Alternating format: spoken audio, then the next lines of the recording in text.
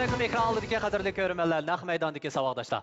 Ko'rayotganinglar Şinjan televiziya stansiya, Şinjan Xuyu madaniyat tarqitish cheklik shirkati, Şinjan Albidar madaniyat media cheklik shirkati hamkorlashib o'zaro sungan Şinjan İmran xalqaro savdo cheklik shirkati tajidorligidagi ular shundoq deydi programmasi. Men program riyosatchisi Umid Tursun. Rahmat.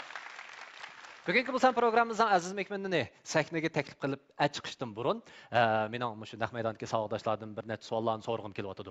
Undaqda Markaziy xalq radio stansiyasining programmalarini doim degidek anglab turibsizlar, shundaqmi? Markaziy xalq radio stansiyasining programmalaridan qaysi programmalarni yaxshi ko'rasiz? Abduqodir Hashim ustozimizning mamlakat xabarlarini anlatadigan shu programmasini yoqtirib anglayman.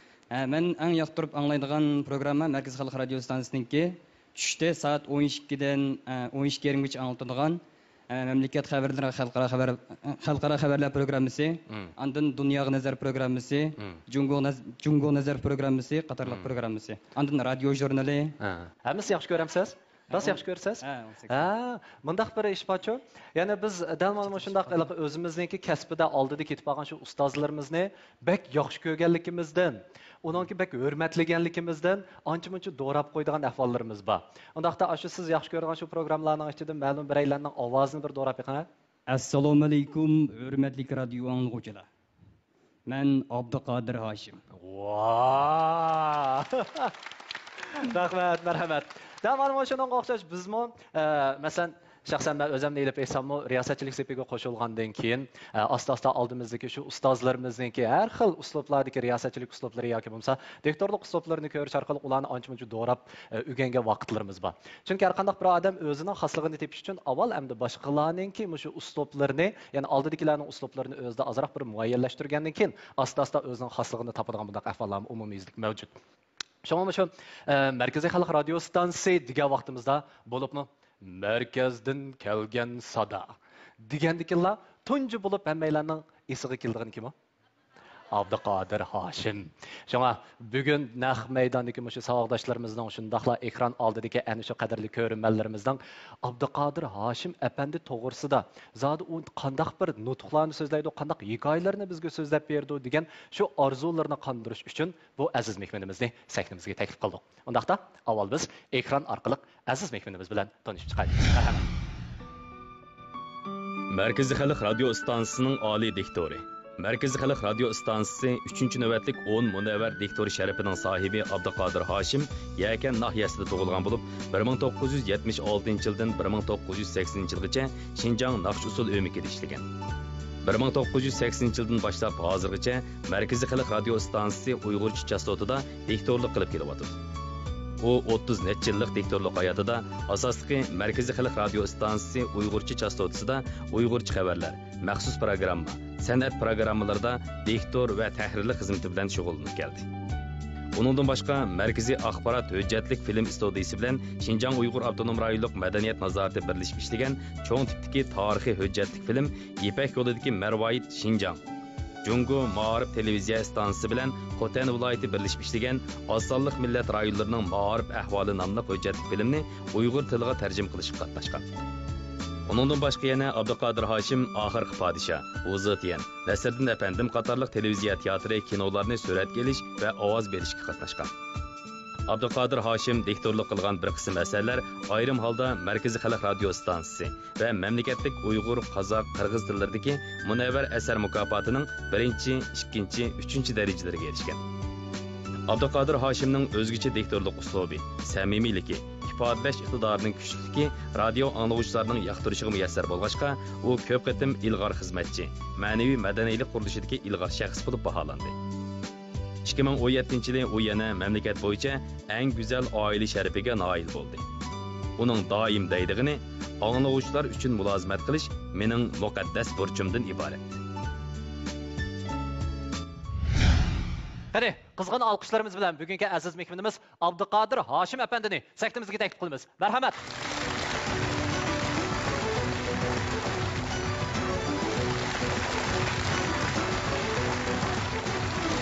Assalomu alaykum aka. Xush kelibsiz.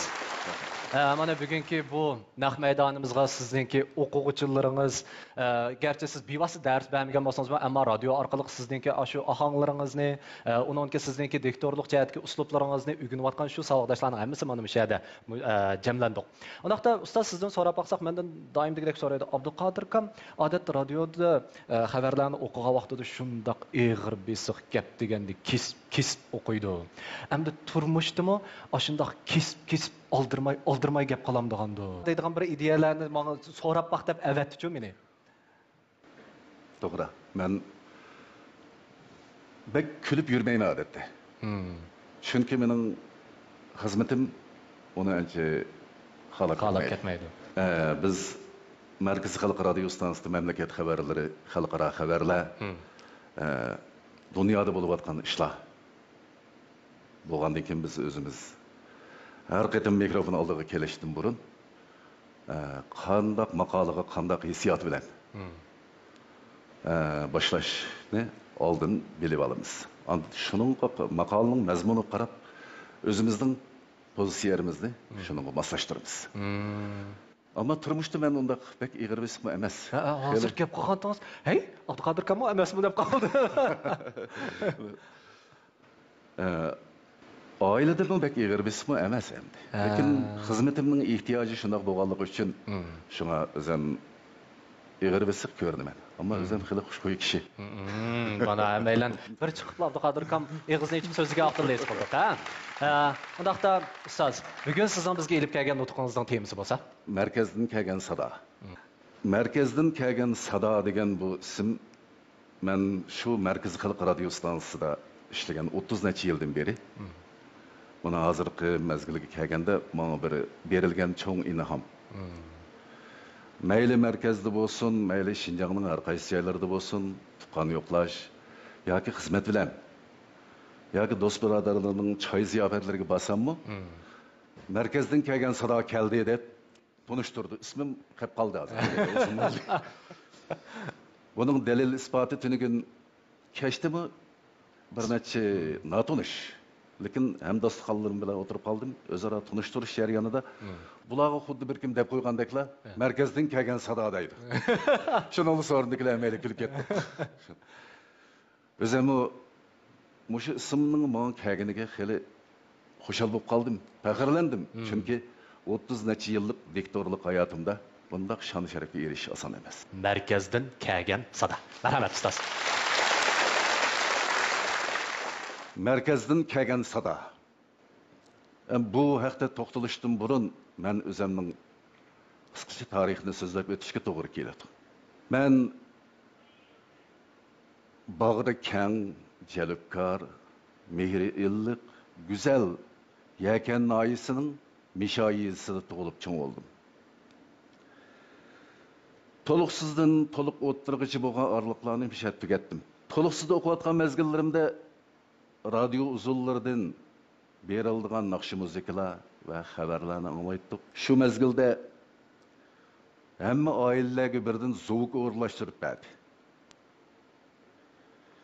Bu biz her bir aile için çoğun bir aile elektrik saymaları hesaplandı.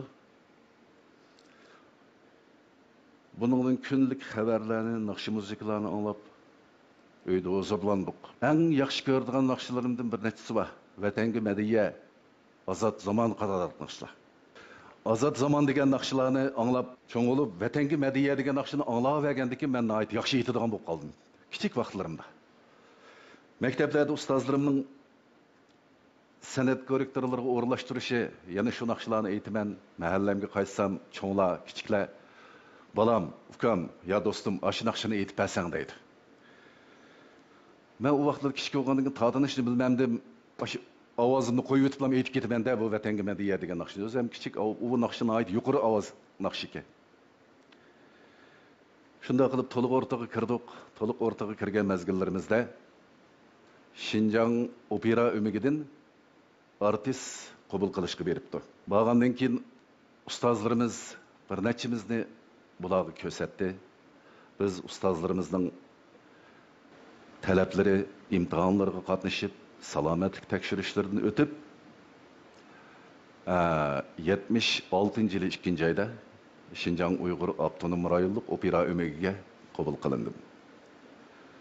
Şu 2 aydan tatib 80-yili 8 aygacha opera ömegida xizmatda ügünüştü boldum.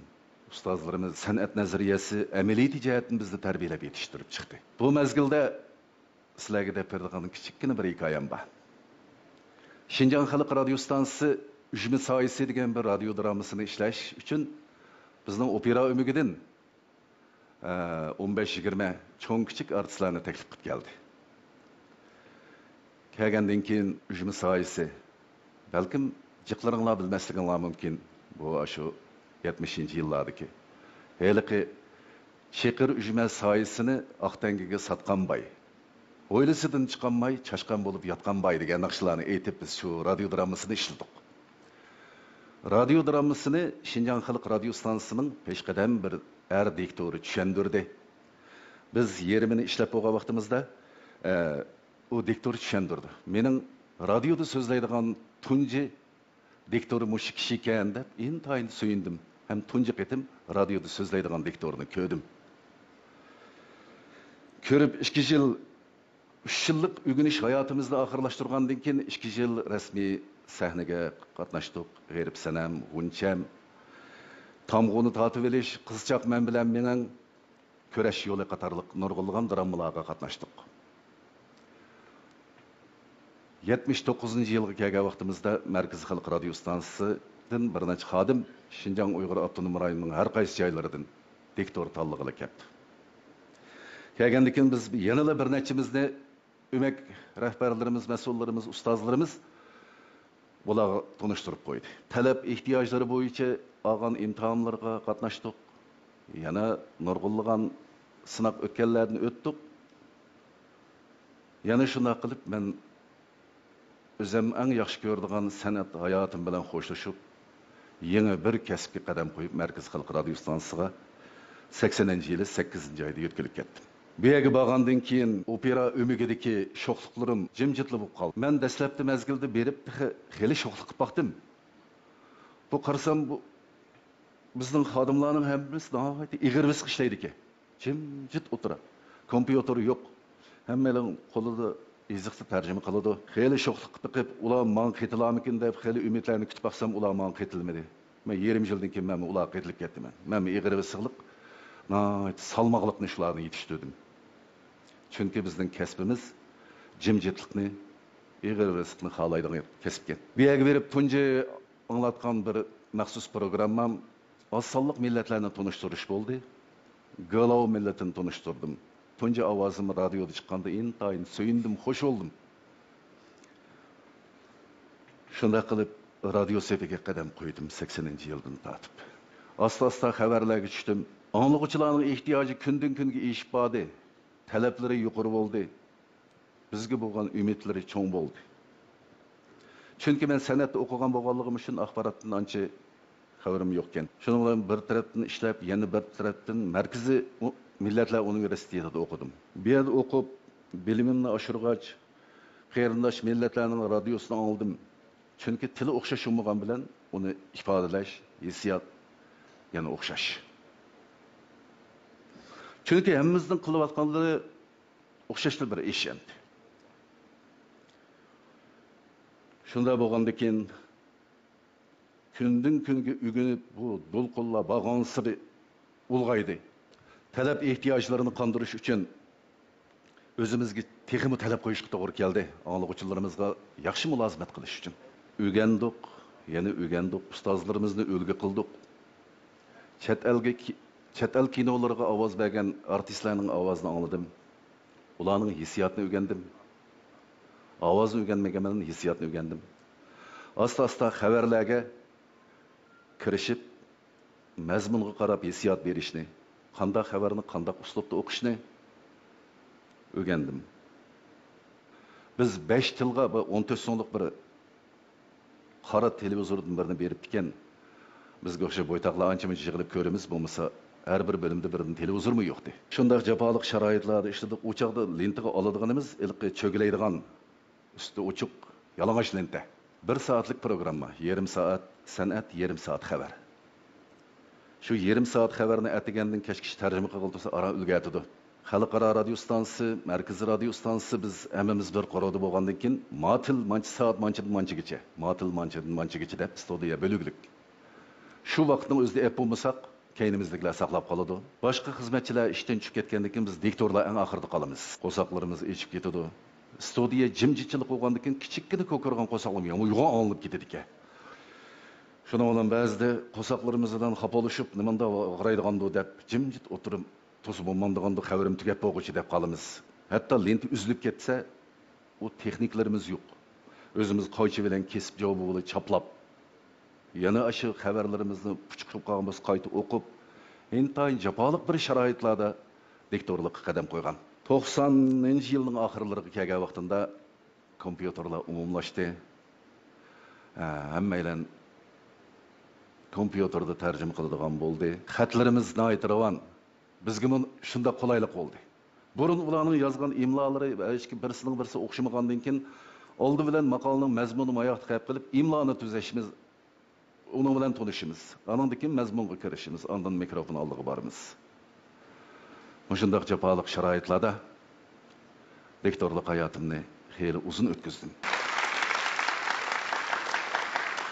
90-yilning oxirgi kelgan vaqtida studiyalar har bir tilga birdan, hatto ikkidan bo'lib ketdi, xeyli kengri. Stansiyamizning anglatishi ko'paydi. 90-yilning oxiriga kelganda 8 soat anlatishga o'zgardi. Bunga odam kerak. Yana 7-8 xizmatchi xodim qabul qildik. 2010-yilga kelgan vaqtida markaz tashviqot bo'limidan uqtirish kelib, bizning Uyg'urcha anlatishimizni 18 soatga ko'paytdi. Bunga yana nurg'un xizmatchilar, yeni xodimlar safimizga qo'shildi. Bizning radio kasbida bir misol bor. Hammalar bilasizlar, axborotda o'qiyotgan bolalar. Hisob kitob boshqa sohalarda 100dan birini ilvatsa 99'u qoladi. Ammo bizda 100dan birini ilvatsa 0 qoldi. Azroqli xatolik o'tkazsak yoki mas'uliyatsizlik qilsak, bu butun qilgan ajrimiz, tirishchanliklarimiz hammasi 0 bo'ladi. Shunga shu nuqtani chiqish qilib turib o'zimizga yuqori talab qo'yamiz. Mas'uliyatimiz ig'ir, xizmatimiz sharaflik ham jafoliq. Har bir anglag'uvchilarning yurak so'zlarini anglag'animizda telefon beradi. O'z vaqtida xat yozadi, u xatlar 15-20 kun orani yetib boradi Bejingga. Xatlarni o'qiydik. Shunda suyunatib, hozir endi telefonlar nihoyat umumlashib ketdi. Hatto ma'lum anglag'uvchilarim bilan 2 yil men telefonda so'zlashgan. Her haftada kam deganda bir qitim o'zining dard ahvolini aytadi. Chunki radiodan mening ismimni bekerek biladigan shu men kimman. Oila qiyinchiligini aytadi, bolalarining ahvolini aytadi.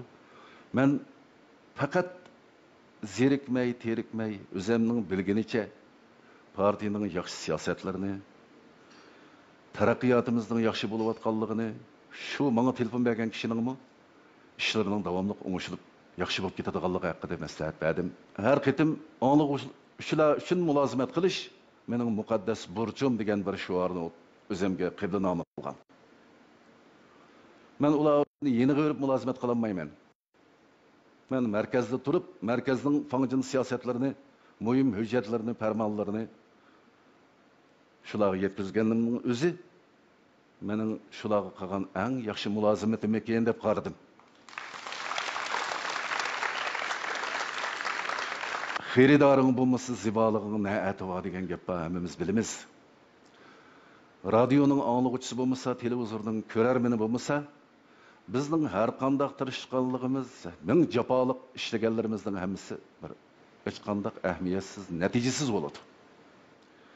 Hamma kasbning bir o'z oldiga nishoni, nuqtasi bo'lgandek, bizning radioning anglash nimasi bizning aşağıda putirab turishimizning bir muhim sebep. Anglag'uvchilarimizga ko'pdan ko'p rahmat, tashakkur aytaman. Markaz Xalq radio stansiyasi anglag'uvchilar uchun mulozimat qilish uchun nurg'unlagan programmalarni ta'sis qildi. Xabarlarimiz 2 soat kunda. Xabar tusini olgan maxsus programmamiz 2 soat.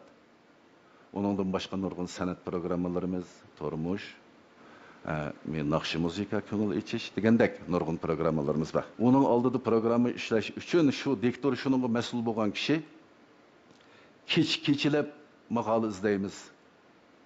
Sizlar bilasizlar bizda material oz. Gez jurnallar kam. Shundaqdimi bu narsalardan foydalanib, ba'zilarini tarjima qilib, o'shundaq jafoliq ishlab ketdik.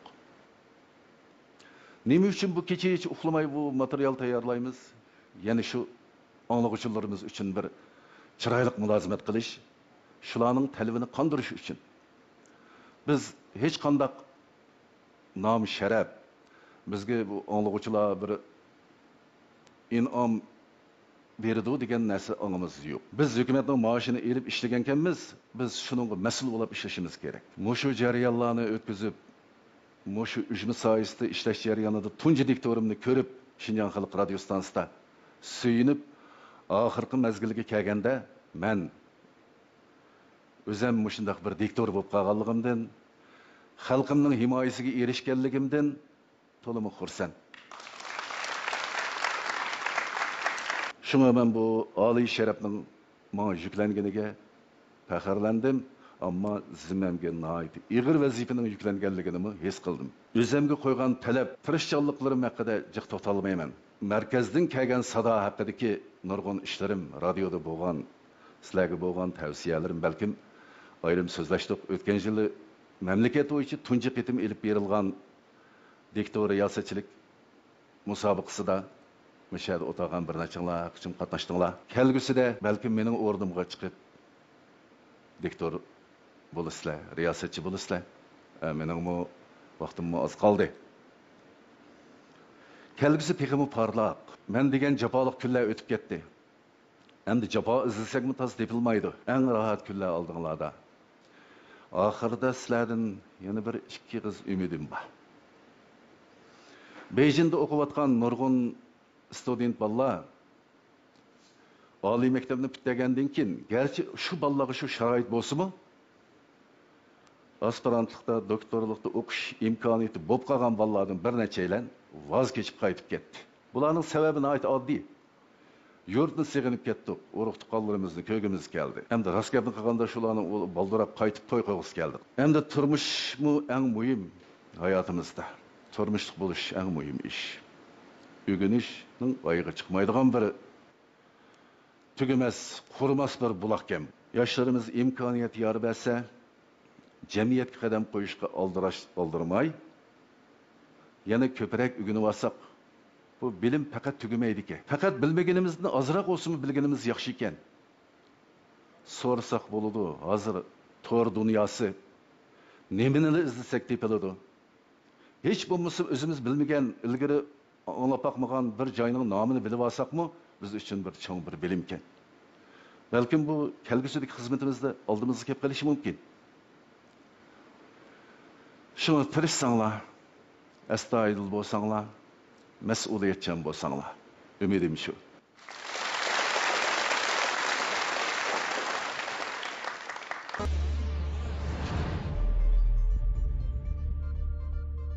Xo'sh, mana yuqorida biz ustozimizning bizga so'zlab bergan nutqida nurg'unlagan ilhomlarga ega bo'lgan bo'lishimiz mumkin. Shundaq-ku. Ustoz hamda naq maydondagi shu savodashlarimiz bayatdan shu nutqingizga asosan sizdan bir qancha savollarni so'ramoqchi ekan. Shu savollarga bir javob beramsiz. Bek qiyin bo'lmagan savollarga javob beray. Bo'ldi. Qandoqda savollarga kelib boqaylik. Undaqda avval biz naq maydondan kelgan savollarni bir ko'rib boqaylik. Nafasni qanday qilganda yaxshi kontrol qilg'ili bo'ladi deydi. Bu bir san'at sohasidagi ishlakan. Biz endi balkim radioni ko'p anglaganlar bilishi mumkin. Bizlar jumlalarni aytib uzun o'qiymiz. To'g'ri. Nafas ilishning o'zimi bir san'at. Nafas olgan vaqtida ovoz chiqarmaslikka tirishishimiz kerak. Bo'lmasa mikrofon aytib sezgir bo'lgandan keyin shuning bilan bu nafas olgan ovozlarimiz chiqib ketadi. To'g'ri. Shunga nafasni yengil elib, har bir nafas olganda ko'proq elib olsak bo'lsa, imkoniyat bo'lsa. Shunga bir bet hatta bir yerim bet maqollarni shu bir nafas bilan to'xtamay ketgili bo'ladi deb qarayman. Chunki bu biz uzun yillik rektorlik hayotimiz bo'lgan ishlar. Demak, o'qishdan burun cho'nqirroq, jiqroq nafasni sumirib olsak, oxirgacha o'qib bo'ldi ekan. Men rostdan desam, men qiynalman nafas olishda. Uni o'siga ma'mu berilgan tekstlarga qarasam uzun bir tekstlar berildi emasmi? Shu deppogacha men ikki tarafimdagi og'rib oralla qolaman. Nafas tugab ketadi-da. Yo'qlida, men elim nafas bilan turayotgan odam o'qadi ekan. Shunga nafas chiqmay, oxir nafas yetishmaydigan ahvollar qolgan. Manigini oldik, ha. Sizning hozirgi bom ovozingiz burundan tortmushdaqmidi yoki mashq qilish orqali chiqarib olganmi deydi. Markazdan kelgan sado debdi. Men ovozni mashq qilmadim bu deyman. Tabiiy mushtaq. Men kichigimdan endi yoshning cho'ng'ishiga ergishib ovozim sal tom bo'ladigan o'xshaydi. Xabarlarni biz endi ikkimizning kasbi umumiy jihatdan elib turgan bir bo'lgan bilan diktoriyachilik ayrim bir kasb. Endi biz xabar o'qiganda assalomu alaykum hurmatli radio anglag'uvchilar. Masalan, mundaq deb boshlagan vaqtda nurg'un narsalarni boshlab ketamiz. Biz riyosatchilik qilganda assalomu alaykum deb boshlaymiz o'sha. Sal cho'ngroq ovoz. Shuni farqlanadigan yerim o'sha. Shunga bu tabiiy ovoz shunday. Men mishada bir narsani qo'shib qo'yay. Balkim ustozlar dars o'tgan vaqtlarda o'quvchilarga ta'kidlaydigan-da muallimlar. Birsini do'rab bir kasbda muvaffaqiyat qozongan bo'lmaydi deb qarayman.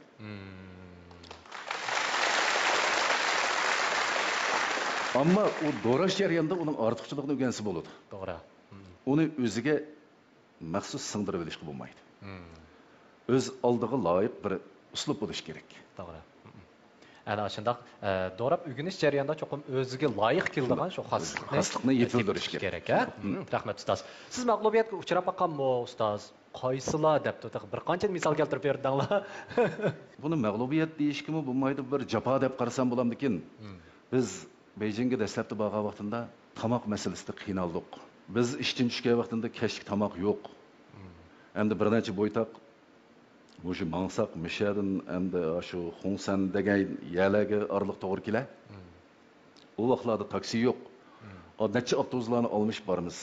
Qaytib kelib bo'lg'achini qo'saqlar ishib ketib bo'lgan. U yegan tomoqlarimiz musofa uzun bo'lgandan endi biz o'zimiz va og'zimizga tegadigan tomoq yeymiz deb shunday ko'p musofani besishga to'g'ri keldi. Bu dastlabki mezgillar bo'lgandan keyin men shu vaqtda voz kechaymi degan yerga keldim. Bo'ldilar, qaytib ketay. O'zimning xizmatim yaxshi xizmat deb bo'rim. Mening bir o'zimga qo'ygan bir talabim bor. Bir kasbni tutsam onu yaxshi ko'rib qolaman. Anandaki bununki intilme. Yaxshi ko'rish bo'lgandaki intilish bo'ladi ekan. Oldi bilan intilmaydi ekanmiz. Qalbimizda bir yaxshi ko'rish bo'lgandaki intilar ekanmiz, endi mahkam tutib oladi ekanmiz buni. Shuningdan bir muvaffaqiyat qozonaydigan bir umid bilan shuning diktorlikni mahkam tutib, shu boshdan oxir hozirgacha elib kelyapman. Rahmat. Ustoz, ovozingizni radiodan anglab cho'ng bo'ldik. Anglamoq noyt surlik bir xil ta'sir berdi. Shuni so'rab baqsam, siz turmushda yumoristikmi? Qanday qilganda yumoristik tuyg'uni yetildirgili bo'ladi deydi. Bu yumoristik degan narsani o'rgangili bo'ladigan narsa emas, yetildirgili bo'lmaydi. Bu har bir odamda tabiiy bor narsa bu. Endi ashuni bu faqat ifodalash masalasi. Dastlabda men deb o'tib ketgandek qopoqni turib yursam, hammaylar bu odam kulishni bilmaydigan o'xshaydi deb. Hatto mening xizmatdoshlarim oyalimdan so'raydi ekan, bu odam eringning bak ochiq yomon odam o'xshaydi bu. Qachonli qarasa osh xapobli yurganda. Bu odam umrida xapoliblar o'tib ketmaydi. Chunki bak uzoq yashab ketmaymiz. Shunga ancha-muncha kulib yashash kerak. Hozir kuladigan davrlarimiz yaxshi keldi. Yaxshi keladi. Yumoristik degan narsalarni endi yetildirish degan bir masala paydo bo'lib qoldi. Buningda ko'proq ijtimoiy munosabat qilish kerak. Ko'proq do'stlar bilan aloqa qilish kerak. Masalan, o'sha o'tag'anlarning ko'pinchisi diktor riyosatchi. Bularga nisbatan har bir nuqtaga inchki diqqat qilishga to'g'ri keladi. Bularni har bir uchrashgan so'rinlarda nurg'un xabarlarga ega bo'lib qoladi. Muhim ishlarni bilib qoladi. Shunga ko'z tishga mohir bo'lish kerak. o idoralarda yana bir jeldi undaq harg'illik qapoqni turib yurgan bilan uyga borgan vaqtlarimda xeyli xushal yurayman. Chaqchaqlarni qo'yman albatta. Hozir bilsakmi shundoq bir xil, illiq bir xil ta'sir berdi odamga. Shundoq undaq surlik emas. Kim dedi bu savolni? Qaysilar dedilar? Ha, hech kim demabdi. Hozir olganda bitta tinib oldi, ha.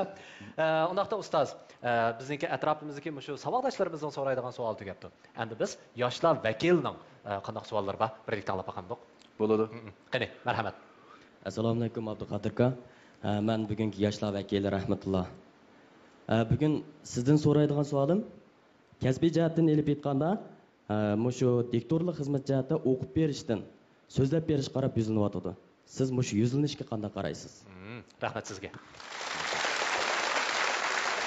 Bu savol nihoyat yaxshi bo'ldi deyishimda, bu masala 4 yilning oldida butun axborot sohasiga tarqalgan.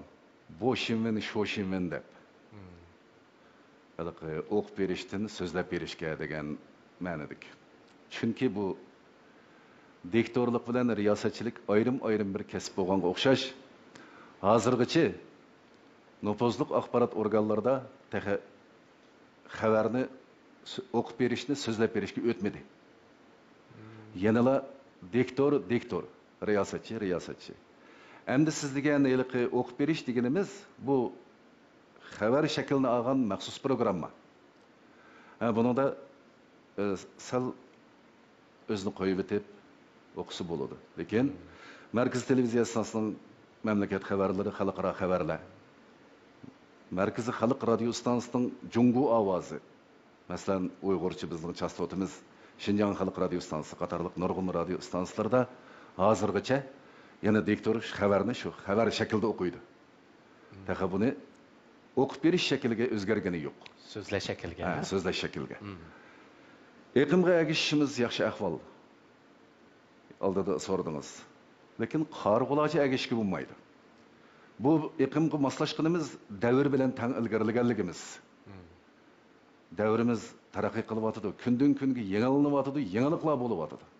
Biz bularni qabul qilishimiz kerak. Lekin qarg'ulachi agishib u siz degan heliqi programmalardagi narsalarni bevosita anglovchilarga sunsak, bizning emgigimiz unumsiz bo'lib qoladi. Javobim shu. Rahmat. Qani, janbraylar. Assalomu alaykum Abduqodir aka. Yuqorida sizning leksiyalaringizni anglagandan keyin shunday hayajonlanmoqchi. Amaliyotan men bir radio xodimi. Men yaqinda shu oliy maktab bitirgandan keyin Urumchi xalq radio stansiyasiga ishga tushdim. Ismim Tehron Toyir. Endi shu radio xizmatini ishlagandan keyin men his qildimki, bizning xizmatimiz shu mikrofon bilan apilchidan xizmatgancha asosan shu mikrofon bo'lmasa biz ishlay olmaymiz. Albatta so'raydiganda shu mikrofon oldiga kelganda diktorlar yoki riyosatchilar nimaga bekrak diqqat qilish kerak? Diktor riyosatchilik xizmati bilan shug'ullanayotgan va kelgusida shug'ullanadiganlar uchun mening deydiganim mikrofon oldiga kelishdan burungi tayyorliklar oldi bilan biz qaysi o'ringa vakolatan so'zlaymiz degni kallamizga singdirib olishimiz kerak. Anandan keyin oldimizdagi maqolalarga qanday hissiyot berishni bilib bilishimiz kerak. 3-halqa shu mazmunni o'zimiz bekitib olgan hissiyotimiz bilan xalqimizga yetkazishimiz kerak. Endi diqqat qildigan ishlar mikrofon oldiga kelgandan keyin shaxsiy harakatni saqlanishimiz kerak. Bu bizning kallamizni chechib etadi. To'g'ri. O'sha xiyollarni qilmasligimiz kerak. Maqolalarni yaxshi o'qolmaymiz, kirolmaymiz, bo'linib ketadi. Shunga mikrofon oldiga kelishdan burun barliq tayyorliklarni puxta qilish kerak. Agar tayyorlik puxta bo'lmasa, shu kuni kelmasimi bo'ladi. Menimcha. Assalomu alaykum Abduqodir aka. Men Markaziy xalq radio stansiyasi Okean kuylar programmasining riyosatchisi Fazilatgeram bo'laman. Boya siz o'zingizning kasbiy hayoti ustida to'xtaldingiz. Albatta bu jarayonda sizdagi o'zini beg'ishlash ro'yingizni his qildik. Endi mening savolim bo'lsa, har qanday kasbda natija qozonish uchun o'zini beg'ishlash ro'yi bo'lish kerak. Mushu xil ruhni biz yoshlar qanday yetildirishimiz kerak? Kasbni yaxshi ko'rgan vaqtimda shu kasbni boshdan og'irga elib chiqaman. voyaga yetkazman, mushuningda utuq qozlaman degan vaqtingizda o sizning o'zingizni beg'ishlagan ruhingiz bo'ladi deb qarayman. Shunga o'zni beg'ishlash ruhi kasbni suyish, yaxshi ko'rish, tushunish, uning mas'uliyatini ustingizga elish degan. Shunga mushundaq bo'lgan vaqtida o'zini beg'ishlaganda ondan natija yarata olamiz. Men balkim bayatdan nimalarni ko'rdinglar. Men shu 37 yillik xizmat jarayonimda nurg'un yaxshi mukofotlarga erishdim. Lekin buni men o'zimning qilgan xizmatim bek yaxshi bo'lganlikni oldim deb qaramayman. Chunki men buni boshda deb o'tib ketgandek, hozir istansimizning bir shuari har anglashingizning qimmati bor. Shuning o'xshash menmu anglag'uvchilar uchun mulozimat qilish mening muqaddas burchim degan narsani kallamga mahkam singdirib, ondan mikrofon oldida shular uchun xizmat qilaman. Shuning o'zimi o'zini beg'ishlash ruhi deb bildim. Assalomu alaykum Abduqodir aka, assalomu alaykum savodashlar. Men Markaz Xalq radio stansiyasi Üzülməz Melodiya shundaqla o'rganish programmalarining riyosatchisi Mahina Ro'zi bo'laman. Abduqodir akamningki qo'lliq shogirdi. Xizmatchisi hisobda Abduqodir akam boshlig'ingiz. Albatta. Albatta Abduqodir akamningki shu radioda faqat biz ovozni anglab qolmay, ismini bek ko'p anglaymiz. Hozir men shu ikki qiz programmamizni uzun desam balki bilishinglar mumkin. Sevimli radio anglag'uvchi do'stlar, Markaz Xalq radio stansiyasi Üzülməz Melodiya programmamizning bugungi soni mana bu yerda oxirlashdi. Bugungi son programmamizning muharriri Merdan Muhammad Tatlıq, mas'ul muharriri Abduqodir Hashim. Ha, degan yoddan chiqdi emasmi? Demak biz har son programmamizda Abduqodir akamni tilg'ib o'tyapmiz. Bizning har son programmamizga mushta muharrirlik, nazoratchilik xizmatini o'tab kelyapti. Mas'uliyatini aytim ig'ir. Endi Abduqodir akamningki turmushidan bir savol kelaymikin deb o'ylayaptim. Ha, bo'ladi. Bu savol chiqmoqli bek uzun bo'lib ketdi. Shu. Abduqodir akamningki umrlik hamroyi bo'lgan Dildor hadimimizni hammamiz bilamiz. Dildor Muhammad Rayim bizning ustoz diktorimiz. O'ylab qoldim, bu xabar o'qish, andan programmalarga riyosatchilik qilish boyda o'tgandek intayin mas'uliyat talab qilgan bir xizmat. Ikkinglar asosan birga xizmat qilib, xabarlarni birga o'qib, qavatsizlar shu turmush bilan xizmatlarni qanday tanishib mengayotgansizlar deyman. Buningda o'zaro qo'llash intayin muhimken. Bir-birimizning ig'irchiligini ko'tarish texmi muhimken. Cho'qim birsimiz ko'proq qo'llashga to'g'ri keladi ekan. Masalan, bu qitim mushaq qaytgan vaqtimda mening qo'limdagi melodiyalar va siz degan hozirgi programmalar, uningdan boshqa nurg'un programmalar va shu narsani shu Dildor Muhammad Rayim ustiga elib, men mishadan qaytib ketib o'qish ishlab turmasa, mening bu yerga kelishimni tas. Demak, shuni o'zimni cho'ng qo'llash. Endi turmushimizdagi ishlarga kelsak, yanala yerib charchsaqmi, uyga borgandan keyin yana o'zaro bir-birimiz bilan halmon bo'lishib, xizmatimizdagi shu kungi xizmatimizdan tag'i ba'zida o'tirib, uyda xeyli qizg'in muloyiza qilib ketamiz. Idorada qilgan ishlarimizni. Bu endi bizning kasbiy nimamiz o'xshaydi. Xabarlarda asli oyani mandaq asaq o'tib ekandik. Asli mandat tarjima bo'lsa o'tib ekandik. Mandat degan bizning kasbiy odatimiz bu. Endi o'qib bo'lgandan keyin pushaymon qilgandan hojati yo'q. Lekin cho'qim nim qilamiz. Hamma jihati mukammal bo'lib ketishni atayin. To'g'ri. Shundaqdimi? Turmushimizdimi, xizmatimizdimi o'zaro qo'llash, bir-birimizga kuyinish bilan shundaq chiroyli bezab ketib boramiz. Sizlarga haqiqatan o'zaro qo'llash, o'zaro tushunish bo'lmagan ahvol ostida qancha mukammal bo'lgan xizmatni yaxshi qilaman desam, u vaqtda yana vujudga chiqarib bo'lmaydi. Shundaq-ku. Rahmat ustoz. Qiling, marhamat. Bugun Abduqodir ustoz bilan o'zimning o'quvchilari, kasbdoshlar bilan birlikda nihoyatda yaxshi bir amaliy dars oldim deb o'ylayman. Endi shu radio diktorligida zodi qanday bir uslubni qo'llanganda yoki anglag'uvchilar qaysi xil uslublarni oladi, yaxshi ko'rdi, olqishlaydi. Mushaqdagi qarishingizni bizning o'quvchilar bilan birlikda bilgimiz bor. Mushaqdagi qarishingizni anglab boqqan bo'lsak, rahmat. Rahmat. Anglag'uvchilarimizning talabi nihoyat yuqori bo'lib ketdi. Jamiyatning taraqqiyotiga ergishib, ularmi hozir tanlab anglaydigan bo'ldi. Diktorlarga bevosita baho beradiganmi shu anglag'uvchilar ham ko'rarmanlar. Xuddi ba'zilar lag'manni yaxshi ko'rsa, ba'zilar poloni yaxshi ko'rgandek. Men bu yerda bir ilmiy maqola yozgan. Qanday qilganda anglag'uvchilarni jalb qilg'ili bo'ladi va Uyg'urcha radioning jalbkorligini oshirg'ili bo'ladi degan temada. Rost bu bir qiyin. Endi hammamizni butun hamma anglag'uvchini menili yaxshi ko'rsa ekan deyish bu bir shaxsiyatchilik bo'ladi. To'g'ri. Hamma odamning ko'z qarashi o'xshamaydi. Ba'zanlar meni yaxshi ko'rsa, ba'zanlar meni yaxshi ko'rgandeklar bir ish. Shunga biz anglag'uvchilarimizning oldi bilan bizni yaxshi ko'rishini o'ylashmay, o'zimiz shularga bir yaxshi mazmun sunsak, shularning talabi bo'yicha, masalan, dehqon bo'lsa, dehqonchilikqa oid, san'atkor bo'lsa, san'atning eng donglik peshvolari mazmun, har qaysi sohalardagilarning anglag'uvchilarning qurilmasi, o'xshamasligi, yosh cheklimisi, yoshlar qiyralar mushi bo'yicha biz maqolalarni tayyorlab, qatlamlar bo'yicha anlatishga tayyorlasak, ham shu bo'yicha hissiyotimizni shunda bersak, shular yoqtirganlarning hammasi bizni yaxshi ko'ramdi ekan deb bildim.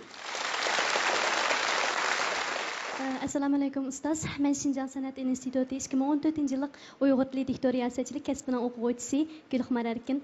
Bugungi bir yaxshi fursatda yana bir qitim sizning leksiyaringizni anglash sharafiga erishganligimdan to'liq xursandman. Endi nemishqa yana bir qitim deyman deganda, baya ustoz deb o'tgandek, tunji navbatlik mamlakatlik studentlar diktor riyosachilik musobaqasiga ayni vaqtda men mayir bo'lib qatnashgan. Shu vaqtda Abduqodir ustoz baholag'uvchi bo'lish sifati bilan bizga nurg'unlagan ta'lim tarbiyalarni bergan edi. Bugun men shunday fursatga erishib nihoyat xush bo'ldim. Endi sizdan so'raydigan savolim bo'lsa, baya deb o'tganingizdek siz 80-yili opera va mehdan Markaziy xalq radio stansiyasiga almashib xizmatga borgan vaqtingizda nurg'unlagan qiyinchiliklarga uchrab ekansiz. Endi bizdek o'qish bitirish oldidagi bir studentlarga nisbatan bunda qiyinchilik bor ekan bor. Endi o'qish bitirsak balkim jamiyatga chiqqan vaqtda mayli xizmat izlash jihatdan bo'lsin va yoki boshqa jihatlardan nurg'unlagan qiyinchiliklarga uchrashimiz mumkin. Endi biz shu qiyinchiliklarni yengish uchun albatta tirishchilik ko'rsatamiz, chunki mush kasbni suyimiz, mush kasbni oxirigacha bir natijasini chiqarish uchun tirishchilik ko'rsatyapmiz. Endi biz shu qiyinchiliklarni yengish uchun o'zimizda qandaqroq bir oldin tayyorliklarni ko'rishimiz kerak. O'zimizda qandaqroq bir psixik sapani hazırlashimiz kerak. Mushaqda javob beramiz. Rahmat. Oldi bilan o'zimizning psixikimizni to'g'irlash uchun keng qo'saq bo'lishimiz kerak. Po'chan bo'laylik. Ustozlarimizning o'rgatayotgan mushu kasbga doir bilimlarini esimizda chin saqlasak, atrofliq so'zlaydi maktabda. Endi sizga deydiganim ikki masalani o'tirib qo'yib o'tdim. Kuzatishga mohir bo'laylik. Keng qo'saq bo'laylik. Ustozlarning ta'lim tarbiyasini esimizda mahkam tutaylik. Jamiyatga yuzlanishga oldirmaylik. Bo'lsa mushu kasbda imkoniyat yor bersa davomli o'qaylik. Bu kasbning xili nurg'un bo'ldaqlari bor. Mushuni bu imkoniyat yor bersa davomli o'rlab o'qib aspirantlıqda, doktorluqda degandek mush kasbning yuqori pallasiga chiqib, anandan keyin bu sohaga qadam qo'ysanglarmi, kechikmaysizlar. Rahmat. Menimcha Abduqodir ustozning eng oxirida bergan shu javobi Michel'da o'tirayotgan shundaqla ekran oldida bizning programmamizni ko'rayotgan shu yoshlarimiz uchun intayin cho'ng bir uyg'otish bo'ldi deb o'ylayman. Shunga mayli siz qanday xizmat qilishingizdan qat'iy nazar avval keng qo'rsoq bo'lishni, to'xtamasdan o'rganishni, qiyinchilikqa yo'liqqan vaqtingizda bosh egmaslikni, ondan yana minnatdorlik tuyg'usini yo'qotib qo'ymasligingizni umid qilamiz. Yana bir qatam biz bugungi bo'lsan programmamizga alayda taklif bilan qatnashgan Abduqodir Hoshim ustozga ko'p rahmatimiz bildiramiz. Rahmat ustoz sizga. Rahmat. Qadrli ekran oldidagi ko'rmanlar, ular shundoq deydi programmasining bu soni vaqtini nasib bilan mana bu yerda oxirlashdi. Keyingi sonda ko'rishguncha omon bo'linglar. Xayr xo'sh.